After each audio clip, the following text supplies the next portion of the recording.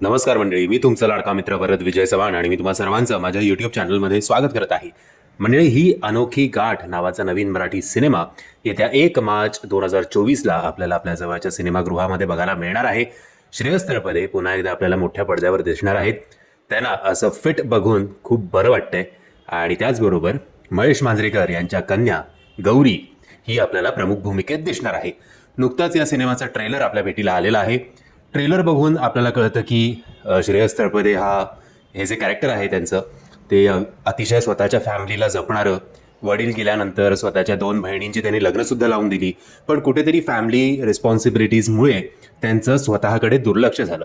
स्वतःकडे म्हणजे fitness wise तर ते खूप फिट आहेत, पण लग्न आणि सेटल होणं यामागे त्यांनी फारसं लक्ष दिलं नाही. आणि आता वय उलटून चाललंय म्हटल्यावर त्यांची आई त्यांना सांगते की आता बाबा जरा लग्न कर.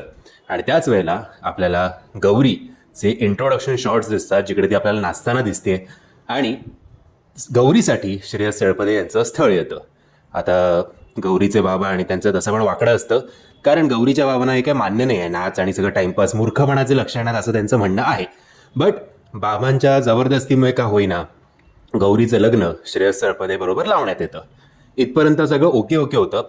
अचानक मला काही 90s मधल्या एका चित्रपटाचे शॉर्ट्स आठवू लागले. मला या ट्रेलरमध्ये आणि त्या चित्रपटामध्ये आढळू लागली. ते म्हणजे जेव्हा ह्या दोघांचं लग्न झाल्यानंतर सुद्धा फिजिकली जवळ येण्यास गौरी श्रेयस तळपदे यांना नकार देते.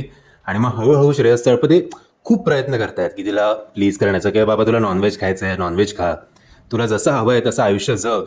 आय थिंक लग्नाआधी जे तिच्या नृत्यावर बंधनं होती ती सुद्धा आता तो लांब करतोय. म्हणजे सगळ्या गोष्टींनी जसं तिला खुश ठेवता येईल तसं ठेवण्याचा प्रयत्न आपला नायक करतोय. पण नायिका काही केल्या, हे जे लग्न आहे त्यांचं तिच्या एका अडमुटेपणामुळे ते लग्न जे आहे ते कम्प्लीट होत नाही आहे. तर ते काय आहे तर बाबा हे लोक फिजिकली एकत्र येत नाहीत, असे शॉर्ट्स आपल्याला त्या सिनेमामध्ये सुद्धा बघायला मिळाले होते. आणि मग कळतं की ओके, हिच्या आयुष्यात अजून एक कोणतरी आहे, तिच्यावर हिचं प्रेम होतं, बट बाबांच्या जबरदस्तीमुळे ते लग्न, त्या प्रेमाचं रूपांतर लग्नात होऊ शकलं नाही आणि जबरदस्तीचं लग्न श्रेयस तळपदे यांच्यावर लावण्यात आलं. बरं, तो सिनेमा म्हणजे हम दिल दे चुके सनम हा सिनेमा. आणि आय थिंक तिकडे सुद्धा अजय देवगण आणि ऐश्वर्या राय यांचा ॲक्सिडेंट होतो वाटतं, मला तर एक्झॅक्टली आठवत नाही. बट बरेचसे शॉर्ट्स तिकडे सुद्धा आपल्याला ऐश्वर्या राय डान्स करतानाच त्याचं इंट्रोडक्शन होतं. इकडे हिला फुल डान्सची आवड असलेली भूमिका ही करते आहे. आणि ओव्हरऑल खूप सिमिलॅरिटीज आहेत. आता बघूया की फायनली गौरी श्रेयस तळपदे यांचं लग्न, यांचं एकमेकांबरोबर सो कॉल्ड कॉन्ट्रॅक्ट मॅरेज आहे ते खरं त्याचं रूपांतर एका चांगल्या संसारात होणार की नाही हे आता आपल्याला सिनेमा बघितल्यानंतरच कळेल.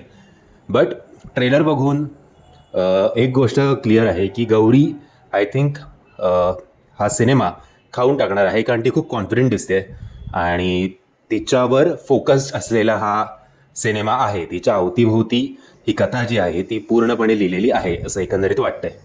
त्याचबरोबर श्रेयस तळपदे खूप काम कंपोज अशी त्यांची ती भूमिका आहे. सो बघू. ॲक्टिंग ओरिएंटेड आणि थ्रूआउट द ट्रेलर जे काही बॅकग्राऊंड म्युझिक वाजत होतं ते पण खूप उत्तम आहे. फक्त या सिमिलॅरिटीज जर आपल्याला दिसल्या नसत्या, आपल्याला म्हणजे मला, तर कदाचित मला हा ट्रेलर जास्त इम्पॅक्टफुल किंवा आवडला असता.